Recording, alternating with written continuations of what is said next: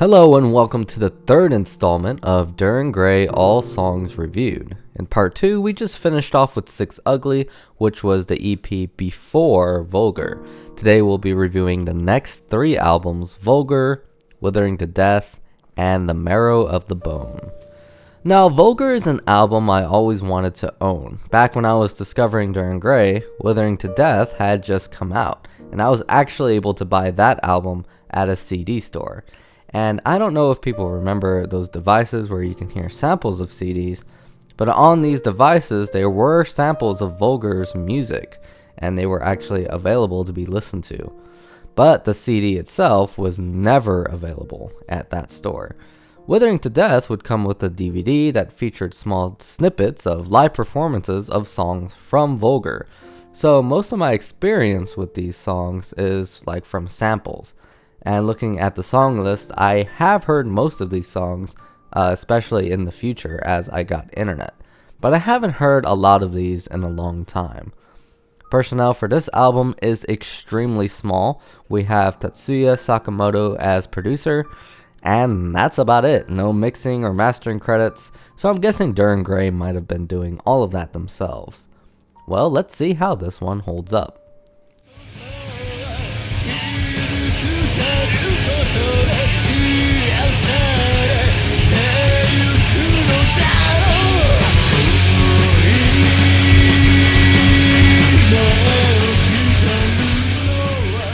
Man, I had forgotten how good this song was, or is. It's a very, very strong opener, which I feel Duran Gray had kind of been lacking in the previous 2 albums.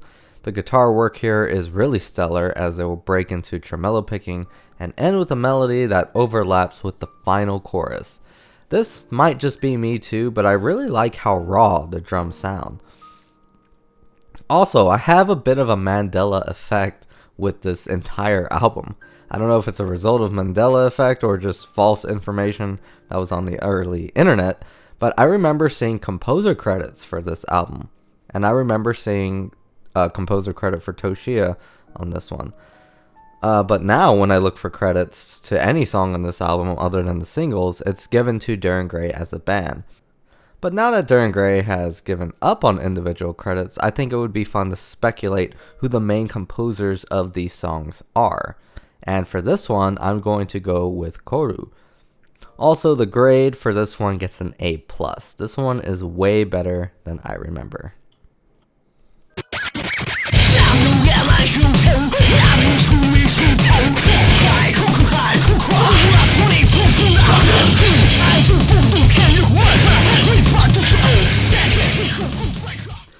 Believe it or not, I'm actually a fan of this song.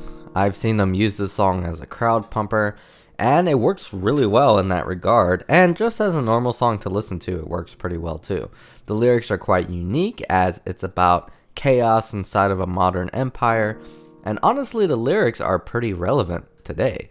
So if you're into controversial politics, these lyrics might be up your alley, and it's something Duran Gray doesn't really talk about all that much so far. I like some of the electronic style mixed with the heavy style on this one, and Kyo's performance on this one is top notch. Now let's play Guess the Composer. I'm going to guess this one's either Koru or Kyo. Koru is responsible for most of the heavy songs, and this one is pretty out there as well. And believe it or not, on the credits of Duran Gray for this album, Kyo is not given a composer credit, which I find pretty weird. So I guess we'll have to give it to Koru. This one is pretty out there. I give it a B+.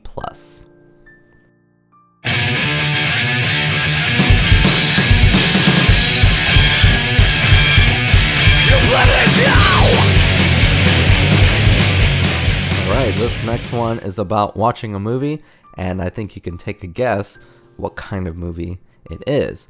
And remember that Kyo writes all of the lyrics. This song is pretty out there, and overall it's quite catchy and pretty easy to listen to. They do something interesting with the vocal part towards the second half of the song that I think some people may not like. This one is okay for me, and I do like the concept. If I had to guess the composer, I'm going to give this one to either Dai or Shinya. It gives me a little bit of the same vibe as Umbrella, which is a Shinya composition, but it's also weird, and sometimes the weird fun songs are credited to Die. This song is pretty goofy, and it's nothing like the Duran Gray of today, so you won't really see a song like this pop up in their newer stuff, as far as I know. This one gets a solid B for me.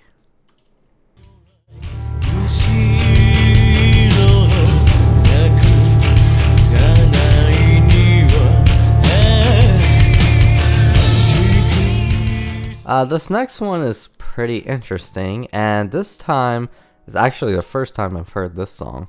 This one sounds very koru. The drums are really strong on this one, and they are extremely unpredictable. The harmonic rhythm and the use of sound effects is also pretty interesting. But with that said, I don't think this song is for everyone, and I think you kind of had to really get into it to get stuff out of it.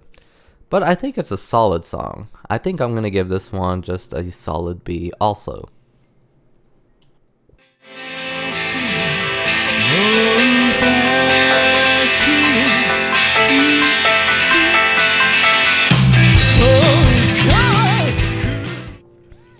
Now this song is amazing, and this might be like their final Lunacy-like song they ever do. And though it's short, there's just so much jam-packed in here. It's almost like it's written for their first album, Gauze. Kind of reminds me of those compositions. And it is at the level of those songs. I personally love the 3-note guitar solo. And the drums and the bass guitar are pretty top-notch as well. Kyo's singing here is extremely risky, and he does amazing with it. He's singing right at the top of his register, or at least it sounds like it. He might be doing some Enka tricks to fool me. The quiet piano part in the background really solidifies the scene, and it's like, did Yoshiki come back? But it doesn't sound like he's playing. The lyrics are amazing too, and I can go on and on about this one, because we barely scratched the surface. This one gets a gold for me. And if I had to guess the composer, I'm thinking it's Die. This one sounds like a Die one to me. So yeah, this one gets the gold.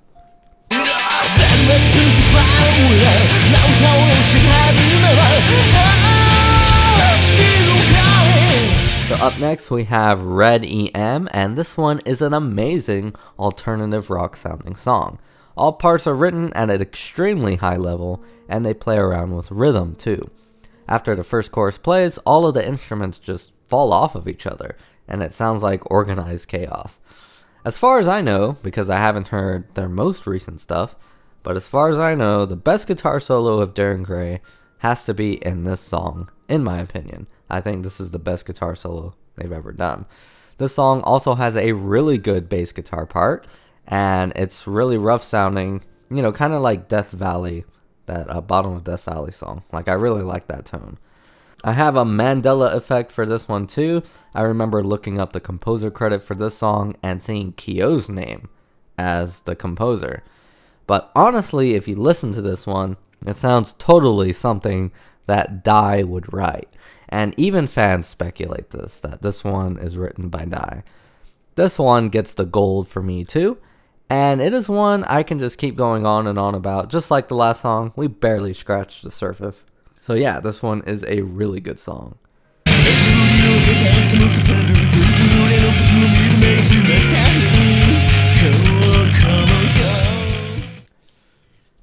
Okay, so Duran Gray kind of messes around with jazz in this one. This one is really unique and is often not really looked at. It's not really talked about all that much.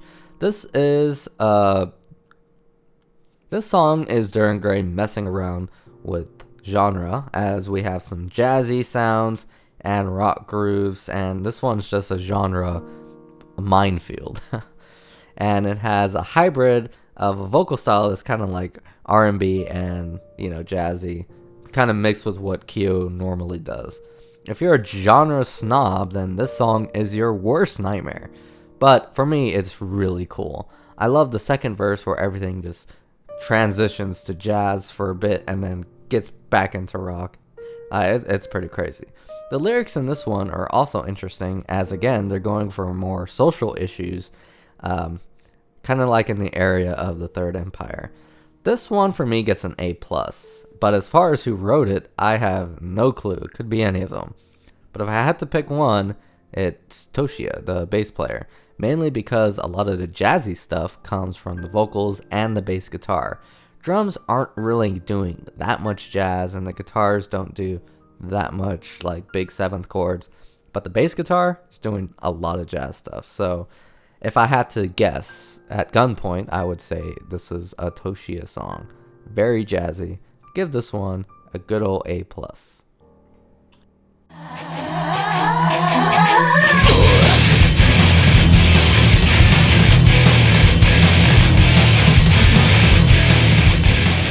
Alright, this one is really good and pretty unique. I love the intro to this one, as the guitar parts really steal the show in the beginning and throughout the song. The vocal part is pretty amazing too, as you have these backing harmonies and then a main melody line in the chorus.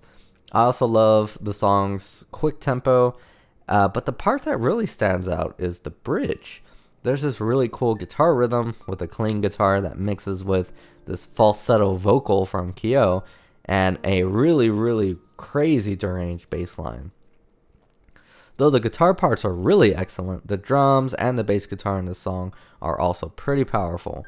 But yeah, this one really stands out, and I think it's a must listen, probably underrated a little bit. What genre is this one? See, this is one of those songs that, you can't really put a genre attached to it. So yeah, that's pretty cool. This one also gets the gold for me. I think it's aged really well. And I also have a Mandela Effect composer. I remember looking up this one in the past, and this song was credited to Shinya. I remember reading somewhere that he wrote this one, and listening to it, I speculate it could be him as well. This one sounds like something he would write, and it gets the gold.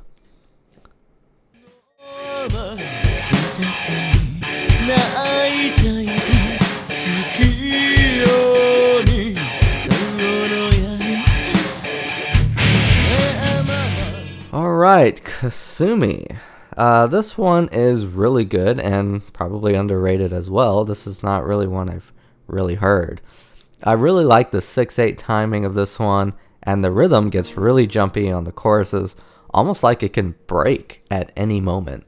There's a verse in here that really relies on harmonic memory, and that's something, let me explain what that is.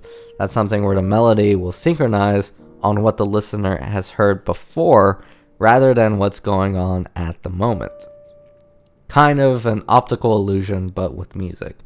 And I find stuff like that really interesting, and that's really hard to explain, so just listen to it and hear it for yourself. The lyrics are pretty sweet and calming too. This one is very top notch, very well written. I give it an A+.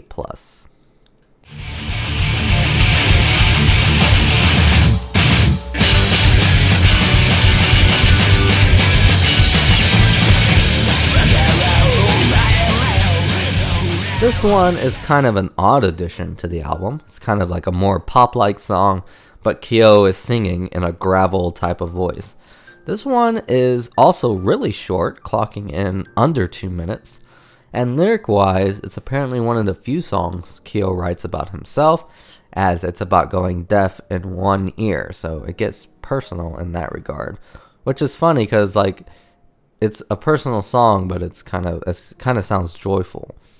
For the song itself, it's pretty catchy, but there really isn't much to it. It's still fun to listen to, and it's generally well liked. So for the concept itself, I give it a C+. I think it could have been a little longer. As for the composer credit, speculation, this sounds like one they probably just jammed out and messed around with. So I give it to all of them.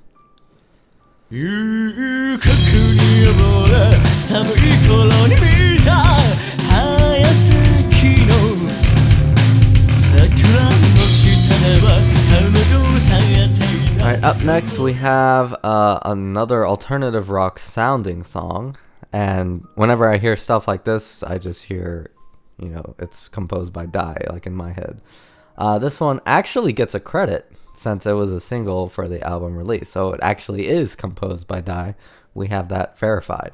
This one is pretty good. You're not going to really hear much interesting things happening in the instruments because this is the type of song that's really lyric focused. So to get the most out of it, especially if you don't read Japanese, just to have the lyrics by your side, and you can really experience the song better, in my opinion.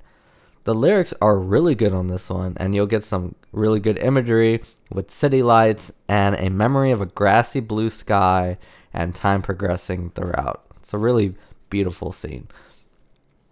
It sets the stage to a love story about being with a depressed girl. I really like the tone of the drum kit. It's really unique, as I've never really heard Shenya's drum set sound like this, like ever. Also, the electric sounds are also pretty cool. Overall, I give this one a B+.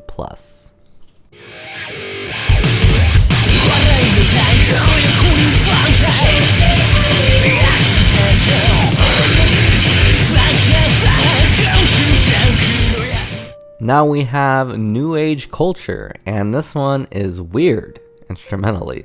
Lyrically, it's a take on The Rich, from what I can gather. And so far in this album, I have to say, from what I can tell, this has been the best album from a lyric standpoint, some of Kyo's best work. Very, very interesting topics here, and they're worth the read just on their own. I like how this one starts and ends. It's really creative, really risky, but it sounds like it's like being played at a banquet.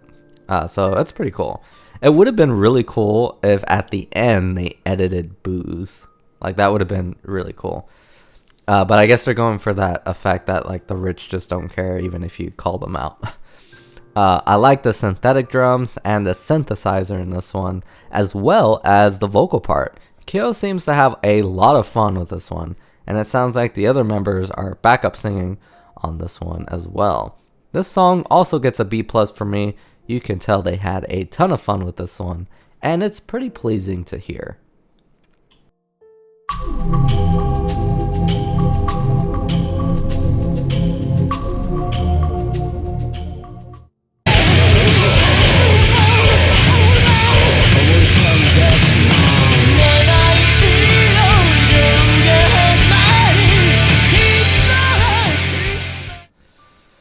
Alright, we are at this song.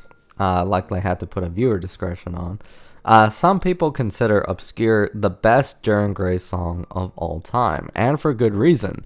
Musically, it's awe-inspiring. It's a really top-notch composition. You have the off-time sounding guitars and the blast beat on drums all happening at the same time, and you have a disturbing guitar riff in the verses that set up the entire scene very well. And of course, you have the insane vocal part.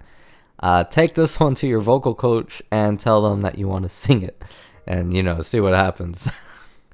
But all of the musical stuff sets up a scene, and that scene is very disturbing. It's one of the most disturbing scenes probably set up by any lyrics.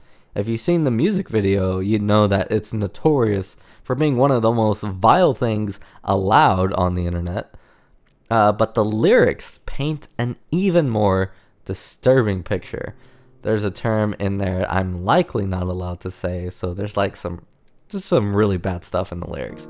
The most disturbing parts, Kyo says it in plain English, and I'm sure his English on terms like that confused the YouTube bots. Otherwise, we probably wouldn't have the song on YouTube if it's there. Check out this one at your own risk. This one gets the gold, obviously. There's nothing like it.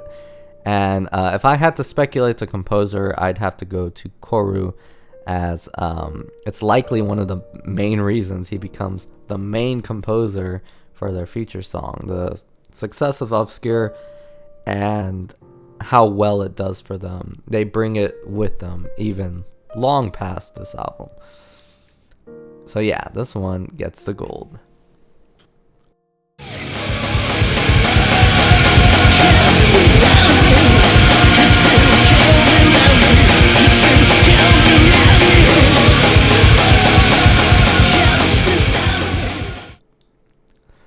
Alright, this one I never really know how to feel about, The lyrics are very disturbing, but they're written in a way to where it's kind of hard to decipher.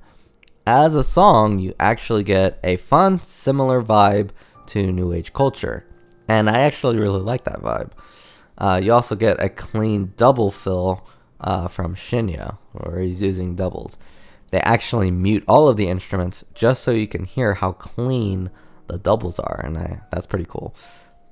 This one was also a single before, and it is given a composer credit. It's written by Koru. Though the lyrics aren't as disturbing as a song like Crime and Punishment from Gauze.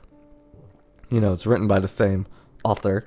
And I mean, just looking at the title of the song, just look at the title of the song, and you can probably guess that the lyrics are going to be kind of weird. But if I ignore the lyrics, just focus on the song, I give it a solid B. The lyrics don't really go into too much detail. But yeah, I think I'm just going to give this one straight solid B.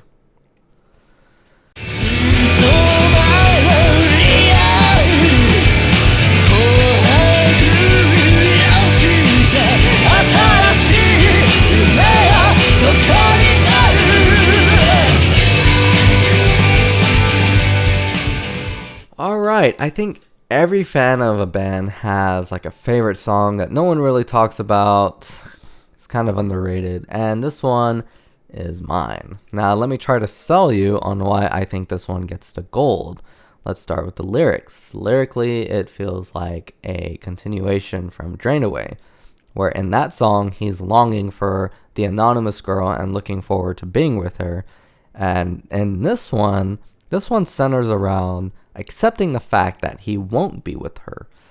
Towards the end of the song, he starts singing in a higher register, and during that part, he's saying, "Let's sing until our voices go out." So that part's pretty powerful. So really good stuff on Kyo's part here. While the song is calming, the drum part is actually really brash, and it's almost like out of character.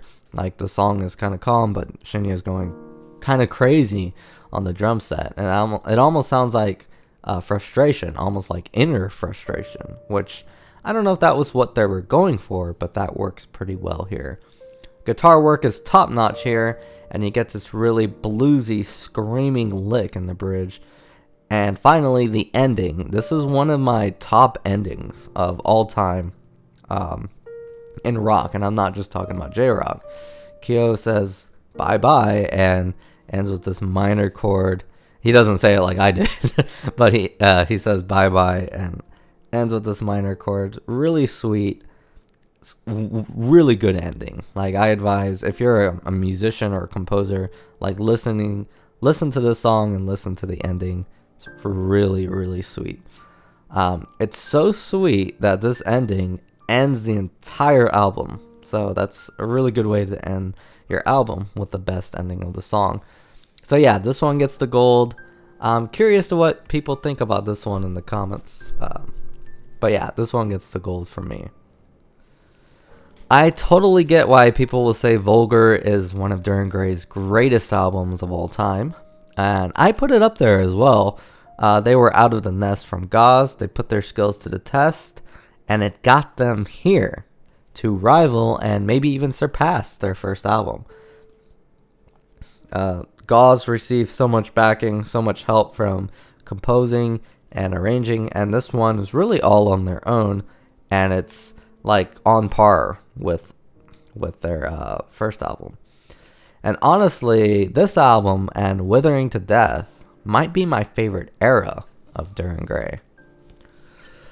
Okay, now we move on to Withering to Death. This is the second album I heard from Duran Gray, mainly because I could actually go into a store and buy it. That's right, this is a big release for Duran Gray, as it's their first album to be released outside of Japan.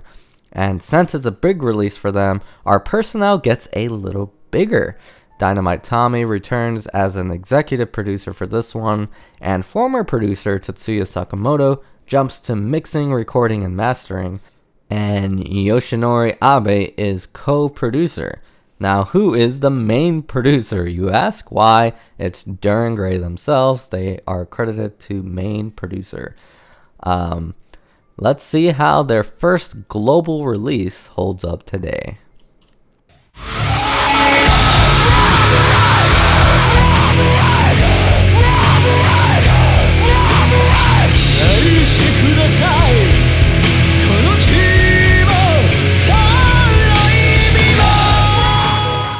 Alright, this one is a very powerful opener. I really like the use of the synthetic ethnic drums throughout this one. I'm not sure exactly what type of drum sample it is, but you know, I remember messing around in high school band with a pair of bongos and mashing them with sticks, try to emulate this sound. The backup screaming is pretty good here, and it's something Duran Gray hasn't really done at this point, and it adds so much energy to this song. The end transition that leads into the next song is also really cool. Kind of tells you that you're in for something with this album. Really cool Duran Gray song, and a pretty unique one compared to their other work. Merciless Cult gets an A+ for me. I think this one is really good.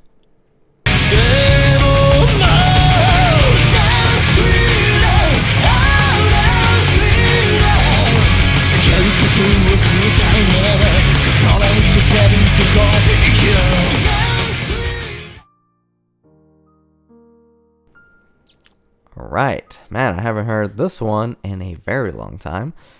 This one is really well placed on the album as a second track, especially if it were released today. This one is pretty easy to listen to, and surprisingly, it kind of reminds me of an ex-Japan song, probably like Blue Blood or Miscast, those types of songs. Really good guitar work in this one, and a really good double bass drum, lots of double bass drum stuff happening here. Though nothing really jumps out at me, I really think it's a solid song, so I'm going to give it a B+.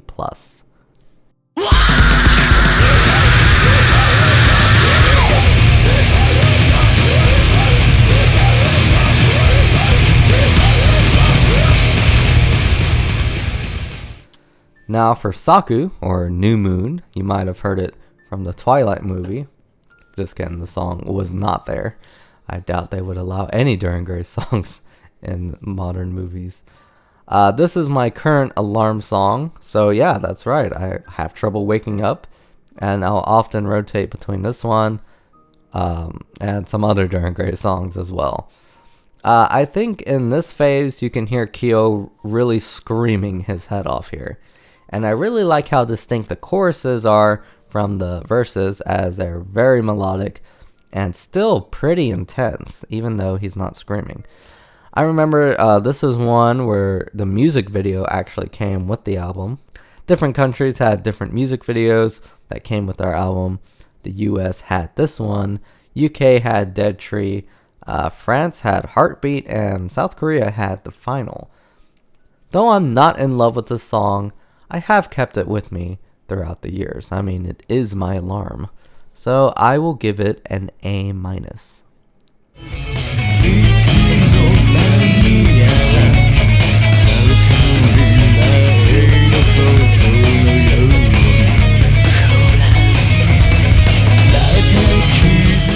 Alright, this next song is a lot better than I remember. You have some really cool counter melodies happening in the guitar parts, and just blocking out everything and honing in on Dai and Koru is pretty darn cool. Kind of interesting, but the guitar part actually reminds me a bit of something The Edge from U2 would do. And that's not an insult, by the way. Kyo is killing it so far on this album vocally. You can tell he's really bringing his A game here. This is where people start noticing him, especially in the States, like how great of a singer he is. Everything is fine-tuned, and he's shifting tones like crazy. You get soft, you get like a lot of tones in the song. And there are a lot of overdubs showcasing his different tones as well. This one gets a solid A for me. This one is really good.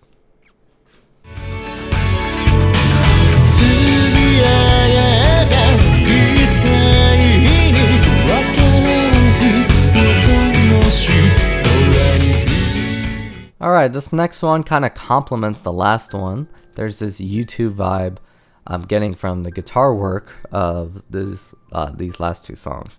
And I love every bit of it. I love U2's guitar, especially. Drum part here is really good as well as the bass guitar. Both are pretty bright, and you can hear the articulation of both instruments really well in this one. I think the vibe of this song kind of steals the show. The lyrics paint this memory that someone's having, and there's a sense of nostalgia to it. It's one of those songs lyrically. This one is good to pop on, light a cigarette, just stare into nothingness. And I've always really liked this one. I'm going to give it an A+.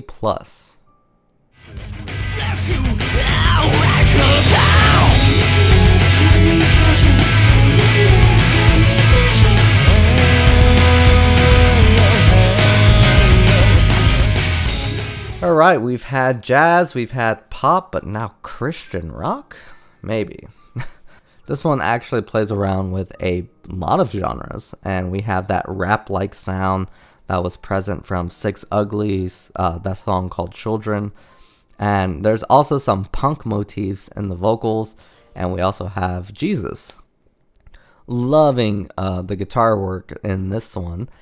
Even though we're not getting like blatant guitar solos in this album, we're still getting some really cool crafted dual guitars here, and it's really good in this song. Vocally, there's a part where Kyo hits this really high note, and I used to think that's where a female singer would come in just to hit that note. But he hits that note again in the future, so I'm pretty sure it's him.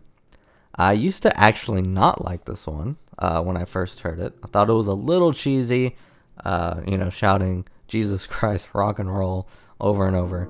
But, now I kind of like the cheese in this song. You can tell they had fun with it.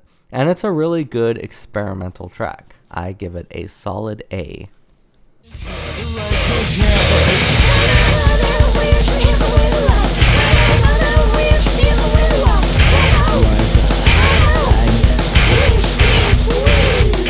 This song is garbage, but only in name. Much like in the previous songs, Kyo's really showing off his different tones that he can do with his vocals, as we get overdubbing, whispered loops, and great use of falsetto. They return to the motif of that falsetto voice over a drum roll. They did it like a long time ago. They brought it back here, and they do it for a long time here, and it's pretty fascinating. Instrumentally, the song is always shifting, and it never really gets repetitive. There's always something different happening. This sounds like a headache to play on any of these instruments. Like, this song is probably pretty difficult to play. As a listener, though, I can see this one kind of going over someone's head. Like, they might just throw it away or, skip it. It's pretty short, so I think they could have stretched it out a little bit, just to kind of let it all sink in a little easier. Overall, though, I do like it a lot, so I give it a B+.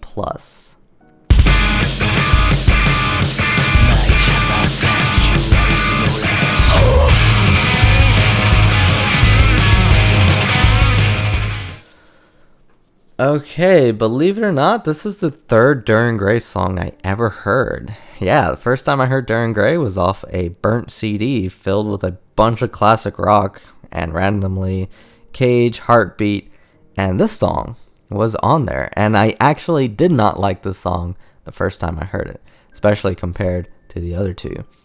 This one has a pretty cool guitar riff, and much like Garbage, this song is shifting at a quick pace, but not as quick as Garbage. It has a cool contrasting chorus and some really neat drum ideas. They even do a falsetto-like section similar to the one in Garbage, but it's much shorter here. Honestly, to me, this song is a simpler version of Garbage and is likely much easier to consume. It's like Garbage light. But when I compare the two, I actually like Garbage a little bit more. This one is still good, so I will just give it a solid B.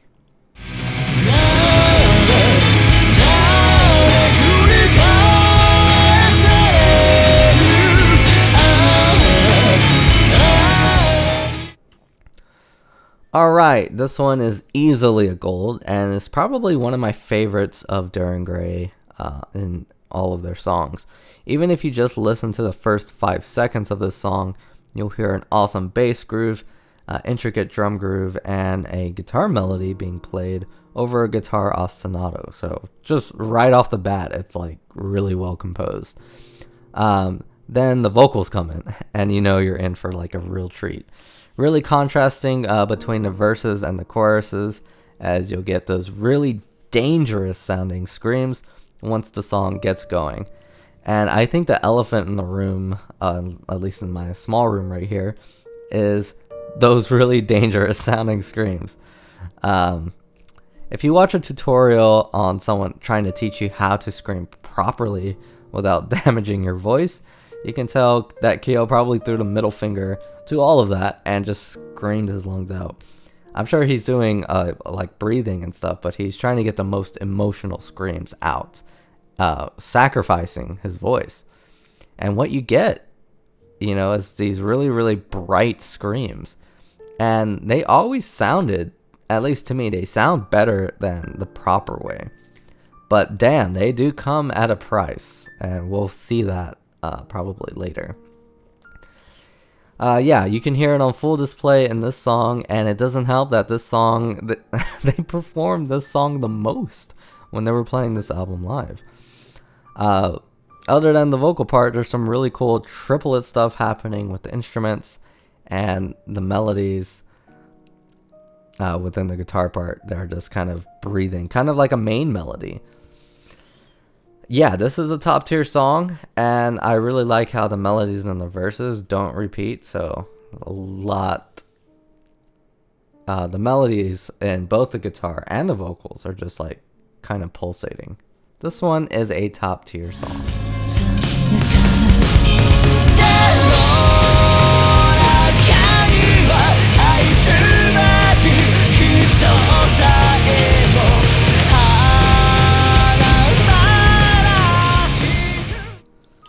Alright, so I have a crazy story about this song. When I was younger, long before Robin Williams passed away, I had a crazy dream that Robin Williams was playing this song with Duran Gray, which is kind of crazy considering how he passed and what this song is about.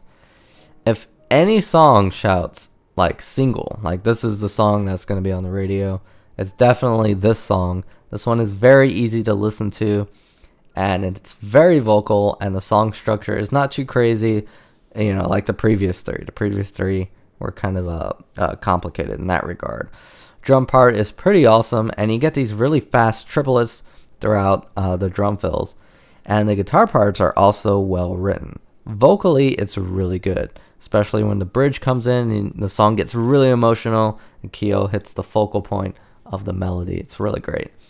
If you have a friend who's never heard of Duran Gray and you actually want to get them more into Duran Gray, this is a really good starter song, and it's really well written. So I give this one an A+. It's a really, really solid song.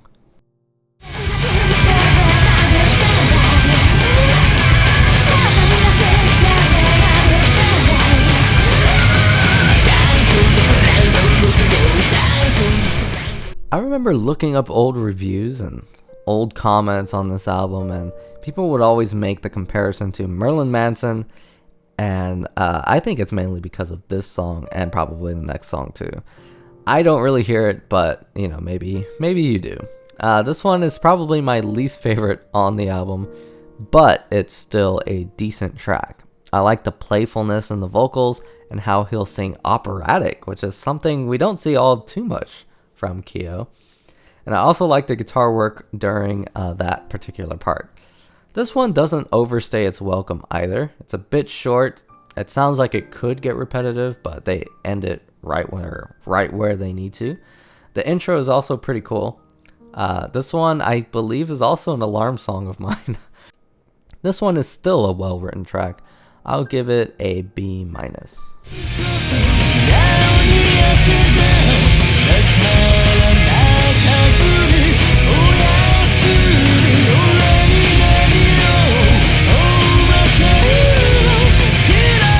Alright, so here we have another one that is way better than I remember.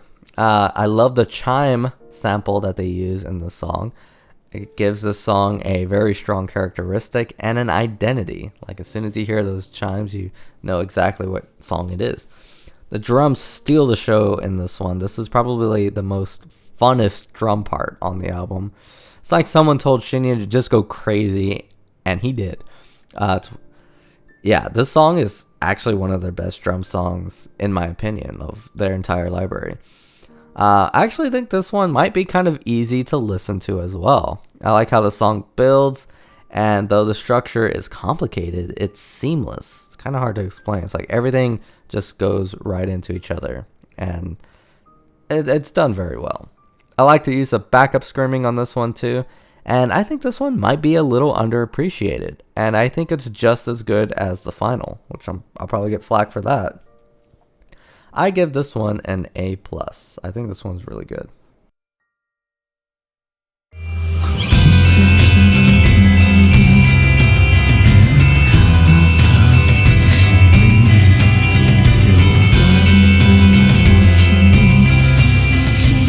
Alright, Enka is still alive, and it's on this album. I actually don't know if they ever really totally get rid of Enka or these soft ballads. And this one is really good. It's probably one of the best ballads, in my opinion. It's totally zen. There's no huge build-ups or anything. Kyo sings in this very quiet, soft tone, while the guitar plays present accompanying melody. Kind of like some of the previous songs, it just kind of keeps going, the guitar melody. If you were to mute the vocals, the song could still hold on its own, just living off that guitar melody. Like, it's a really good guitar part. Also, the bass guitar part is also really well written here. It actually has elements of stuff from Gauze, where, you know, he's just messing around with the chords very subtly and very seamlessly too. Also like the tom drum groove, and yeah, this one overall is just a really, really good ballad. And songs like this are really difficult to write. Like, two melodies at the same time without clashing and having them blend so well is like top level composition skill. So with that, I have to give this one the gold. There's just so much happening in this little gem of the song. It's actually a bit chaotic. Like, it's like soft, but it's chaotic. It's hard to explain. And if you look at the lyrics, I think all of that is fitting, like kind of calm chaos. And even if you look at the name of the song, it's like, it's pretty good. So yeah, this one gets the gold from me.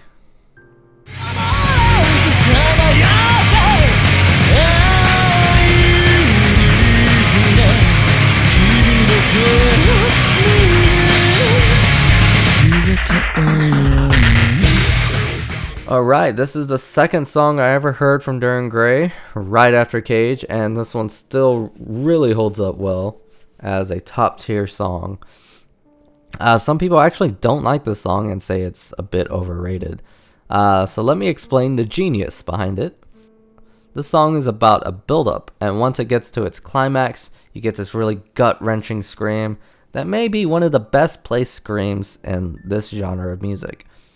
There's only 2 screams in this entire song, but they are a thing of beauty, and it really teaches you a lot about building up. You also have a synthesizer in the beginning, along with a drum machine, and all of that gives this song a really distinct identity. Like, it gives it a unique atmosphere. Much like the technique that was used in Spilled Milk. Like, you can tell exactly what you're listening to as soon as this song starts. Guitars are doing counter melodies again. They really love that with this album. And there's even a wall like sounding guitar feature as well. Bass guitar isn't doing anything super melodic, but I find the note choices extremely interesting. And sometime after the scream, he either plays the 5th or the 7th of the chord. And what that'll do is invert the chord at an extreme level. So there's some crazy stuff going on with the bass that I can barely hear. I can hear the bass well, but it's just kind of hard to understand what he's doing. But he's doing something. Toshiya's up to something there. Yeah, I think he's like building more tension with the chord inversions. That's why the ending sounds like it's building, even though it's using like the same chord progression. So yeah, really good stuff. I think I'm hypothesize that's what the bass is doing. This one is really great, also gets the gold, and it's one of the many songs that proves Duran Gray knows a lot about music composition. Even though Withering to Death didn't have as much gold as Vulgur, none of the songs on the album scored below a B, and that's pretty impressive. Withering to Death was an extremely important album for Duran Gray. They were breaking into the US, and this was the album to do it. You can hear the hard work they poured onto every song, and every song was carefully crafted to sound good as standalone songs. So really no mosh songs, and no songs that they could extend live, and no intermission songs, intros or outro songs. Withering to Death is just like a really good album. Moving on to their 6th album, we have The Marrow of the Bone. This one is pretty interesting as it took 2 years to create, so personnel was not really consistent. So we want to talk about personnel and credits on this album. How am I supposed to read this? Jeez. Yeah. So, and I don't really see it anywhere online either, but here are the credits if anyone wants to try to read that.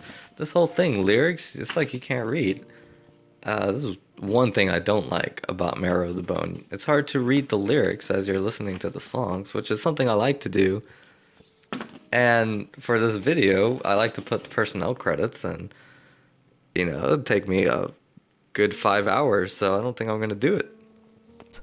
And in my opinion, this is where the change of Duran Gray really happens, as all of the songs have a serious tone. They still experiment a little bit with different genres, but not as much as they did with Withering to Death and Back. And also the playfulness you heard in songs like Jessica, Jesus Christ Rock and Roll, Art of Decor. The playfulness is kind of gone. Everything is really serious.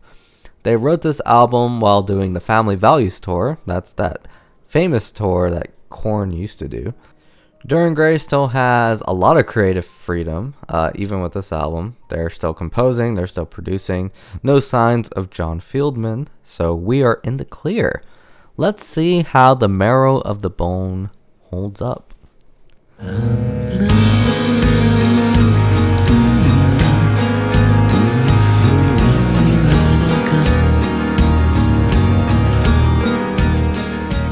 We start with a very powerful Duran Gray title, and though this album mainly sticks with one tone and kind of sticks technically with one genre, this one is more of an enka track, and it's kind of still very serious, still very dark.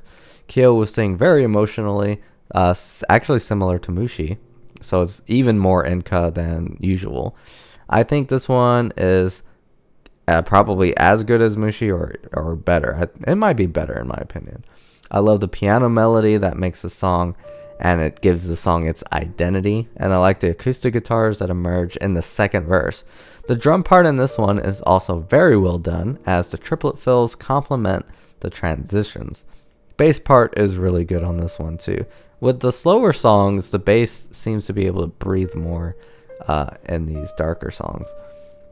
Apparently this one was supposed to be on Withering to Death, and though the experimentation of this song fits Withering to Death, I think the tone and the sound blends well with this album a little bit better.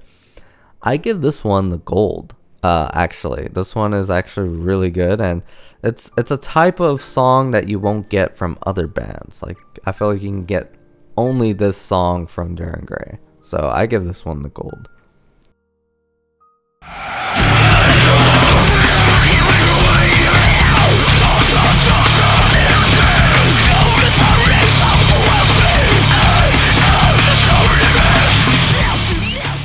Alright, Lie Buried with a Vengeance. This one I never really liked. It was written in the back of a bus, apparently, while they were in America.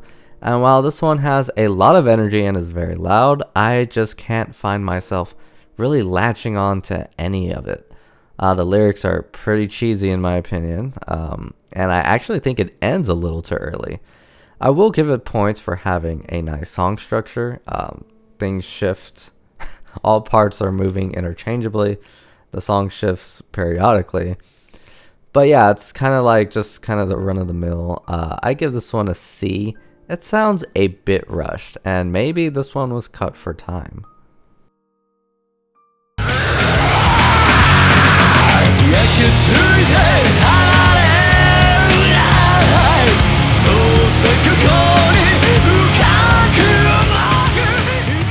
Alright, this song is much better than the last one. The instrumentation is pulsating as some instruments will drop out at certain instances to let the other parts breathe.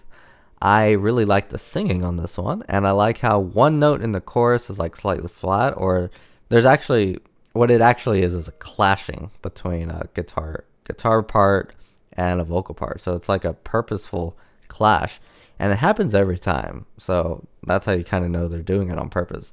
The lyric there is, it's branded and it won't let go. So it's like this tension that's created in this chorus, as if he's helpless in that part.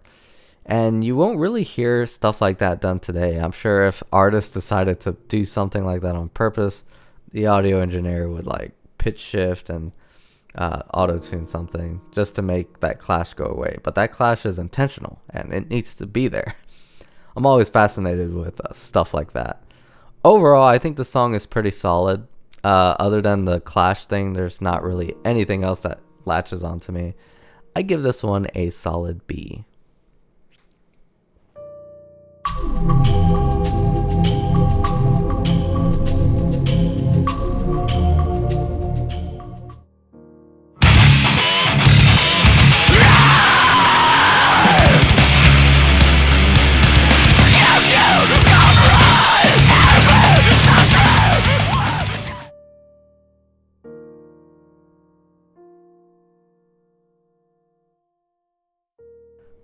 Okay. Alright, so I knew I'd have to get this to this one. This is one of the Duran Gray songs that has its fans. And as a song itself, it's okay. Guitar riff is pretty memorable, and the screaming is on point. Double bass drum work is really good. Song is pretty short, but probably for its own good. Lyric wise, Kyo goes he goes too far. He goes too far with this one. And how he didn't get censored or blocked with this release is anyone's guess. To make it more disturbing, it's in English, and Kyo, like lyric wise, he has the ability to get controversial, and he can make that controversy in art. But with this one, I feel like it's like shock value, and the threat he makes in this song is just so like why go there? And it kind of just, I don't know, it kind of just takes me out, and it puts me in a weird position because I can't give it a score because of what he says. So yeah, I know people like this song, but yeah, and I kind of did too. And you know, it was an alarm song, so I can't, you know. But now reading these lyrics, I don't know.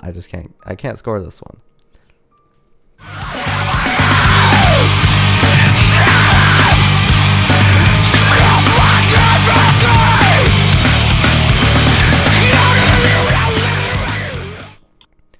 Alright, Grief. So remember how I mentioned bass was getting simple, and then the next song had a bass solo, and it's kind of like Duran Gray's listening to me as I review, because I just gave a no score to the last song, and this song's lyrics are actually like calling out a righteous person, you hypocrite, you righteous, you with your righteous words.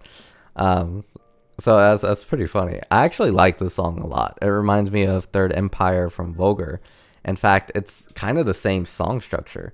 You have a memorable guitar riff and heavy verses and the bridge, and then the singing chorus. I actually remember seeing Third Empire live on the Family Values Tour DVD, and it sounded a bit like what Grief is going for, which is a heavier sound. And I think Grief is really good, really underrated as well. Kyo's screaming is top notch on here. I give this one a solid A.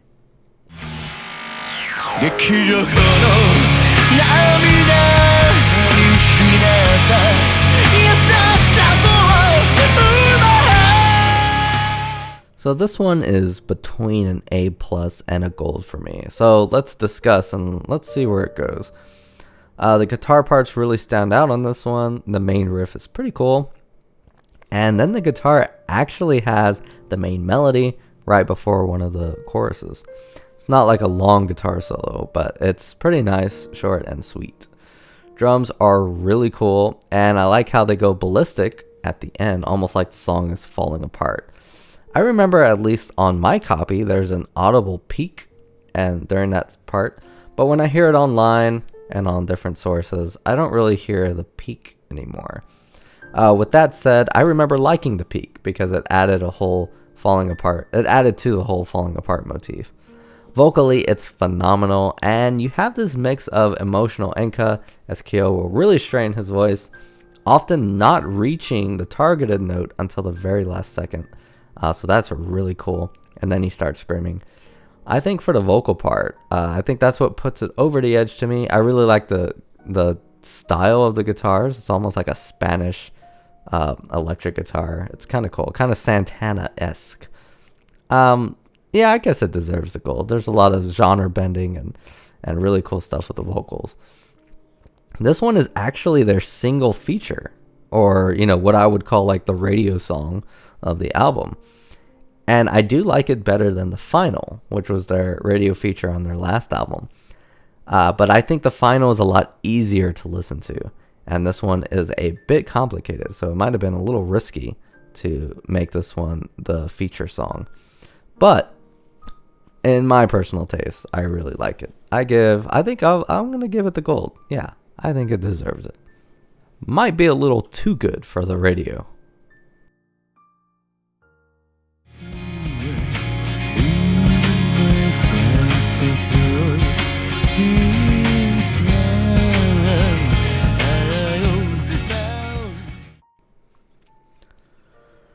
Okay, Disabled Complexes. This song is actually top tier, in my opinion, and you actually get a bit of genre bending in this one.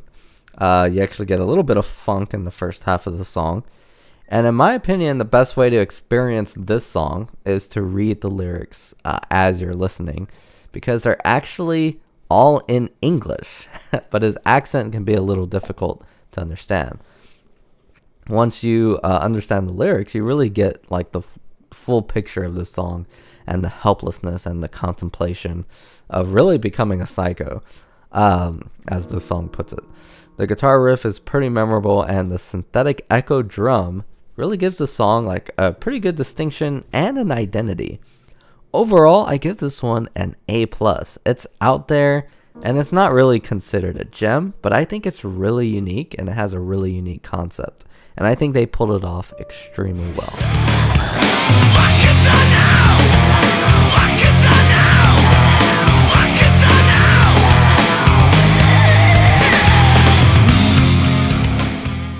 Alright, now we have Rotting Root. Now, I was never really into this song either, and listening to it today, I actually kind of feel the same way. And I think I know why. I will give it props to sounding pretty much nothing like anything else Duran Gray has done before.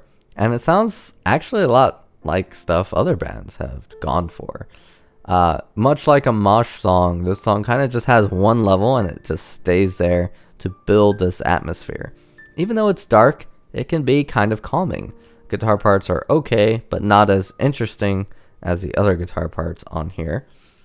I think what this song does to me, it kind of puts me in this like weird vibe that I don't really like, but I think it's the vibe itself that I don't really like. Overall, I give it a C+. They had a goal with this one, and I think they hit it. And it's a vibe song, and if the listener is not into the vibe, then that's pretty much all the song has going for it. So yeah, I give it a C+.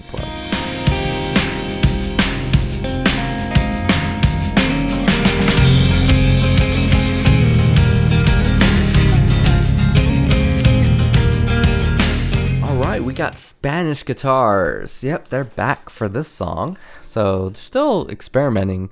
Like, I don't think they've really experimented with that style before. And though Duran Gray gets all the composer credits for every song on this album, this song is notably drafted by Shinya. So if they still gave individual credits, they'd probably give this one to him. This one is considered the ballad of the album, but it gets pretty loud and energetic. The bass line is really good, just like on the last album's ballad. He's doing some shenanigans with making tension in the chords and stuff. Plays around with chord choices, and there's also really good bass fills.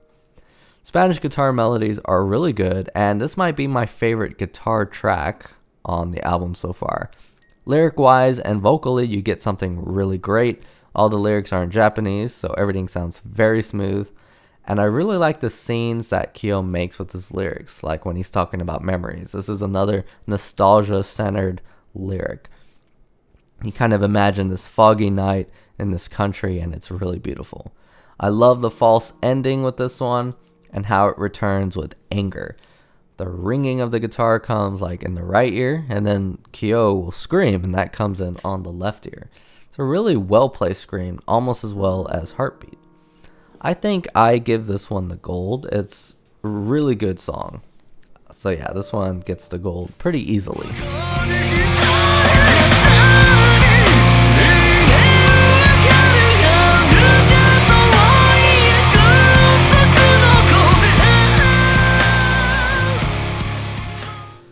Alright, now we have The Pledge. This is another one that was written on the tour bus of the Family Values tour. And I remember some interview Duran Gray mentioned that some of the other bands inspired some of the work on this album, but they kind of left it at that. They didn't go into detail on like which bands inspired them, at least to my knowledge, composition-wise. But I theorized that Duran Gray really liked the Underdog band 10 Years that they were touring with.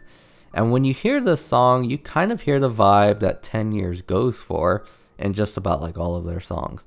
But of course, Duran Gray puts their own flair to it. With this song, the drum part is really iconic. Probably one of my favorite drum parts from Duran Gray. Even though the drum part is not complicated, it's still like very memorable.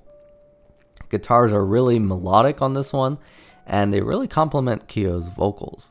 Lyric-wise, there's actually a tiny bit of positivity here, which is uncharacteristic.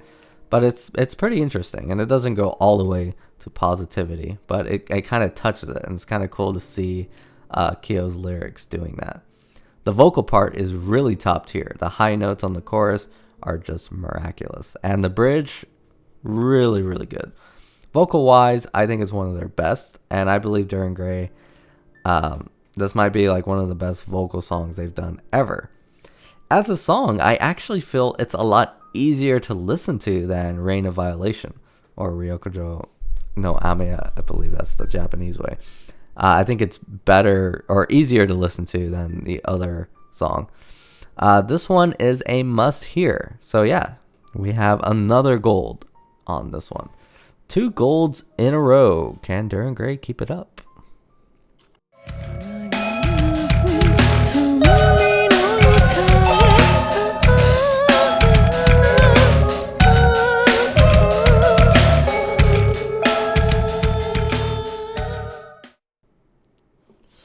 Alright, this one is repetitive, but, you know, the song is called Repetition of Hatred, so it's repetitive on purpose. I think this song is a good example of the change and the goals that the band has now. And I don't dislike this song, but I think people who like the old Duran Gray, like this would be a song like that they would not like. I don't dislike the song, but I don't put this one on all the time either, and I didn't back then. Guitar parts are pretty cool in the intro and the ending. The ending overall is really well done. The sad thing about the change and with heavy songs like this is the bass guitar kind of struggles. Or not, doesn't struggle, but it's kind of constricted or restricted. Everything is so low, so the bass guitar doesn't really get to have much melodic freedom that it once had, which is kind of a shame because this bass player, like one of the best things he does is having a melodic bass part. And when you have these really deep songs, the bass is just regulated to playing these really low notes. But aside from that, vocally, this one is really well done. Interesting backup screaming and great use of falsetto. They make the song really eerie. I give overall, I think I give this one a B minus.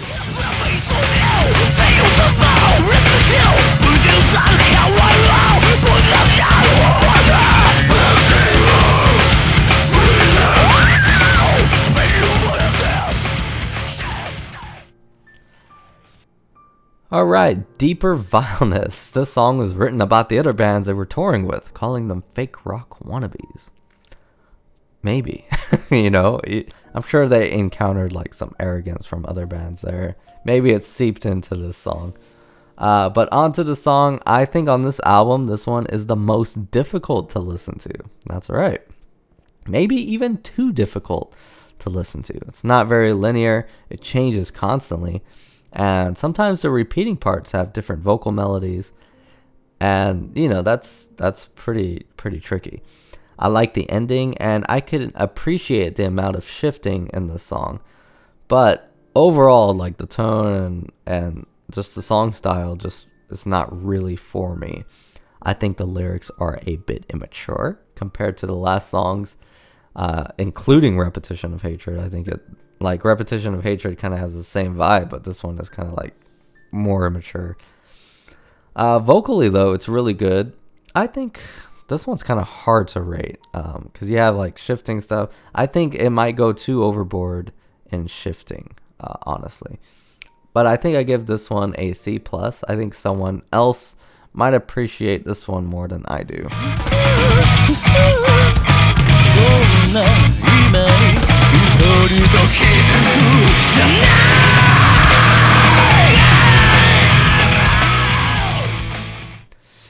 Alright, and finally we have a re-recording of Clever Sleazoid. I don't know if I'm pronouncing that right. I believe they recorded the song probably like 3 times, and this is like the second time they've recorded it. Even though I haven't reviewed the first version, I have heard it a long time ago, and I remember like it's not really changed all that much as far as like composition wise. It's just an overall more polished version, as Kyo has become a better screamer, and he's become a lot better at singing this type of music. Also, the drums are a lot better on this version as well. Shinya will hit this very tonal splash bell during the bridge, along with this crazy drum fills. Guitar part of Clever Sleazoid in general is just really good, as it's very melodic, very Withering to Death like. I feel like this song could have probably been on Withering to Death. Clever Sleazoid is always a joy to listen to. I give it a solid A. So, that was part 3 of this ongoing series. This will probably be the longest episode. I think we're probably past the hour mark. Because we're covering probably the 3 most important albums that the band has ever made. Looking back at the Marrow of the Bone, I think some of my personal interests and sounds is starting to clash with Duran Gray's style choices and their overall goals with their sound. But overall, their composition skills and arranging skills are still shining through and are making some of the best music they've ever made so far. But yeah, on Marrow of the Bone, we don't have any silly songs like Art to the Core, and the alternative rock sounds are starting to phase out. We saw it on Withering to Death. It's starting to go away on the Marrow of the Bone. Also solos. Notice there's like no guitar solos, no drum solos, especially no bass solos on these last 2 albums. So the guitar, even guitar solos, there's like no guitar solos as well. So the solos are starting to go away. They're starting to focus much more on Kyo's vocals. So yeah, that'll be interesting listening to going forward. Next time on All Songs Reviewed, we'll be taking it a little easier, as I'll be reviewing only 2 albums, but 2 that are very interesting. We have Ouroboros and Dum Spiro Spiro, I believe. Ouroboros was the very last Duran Gray album I ever got into, while the one after is a lot of people's first albums that they've ever heard. So we'll have the last that I heard and maybe even go on to a new generation of Duran Gray. So if you're into this series, make sure you hit the subscribe button, like and share this video. And anyways, this is Josh from Phoenix Splash, signing off.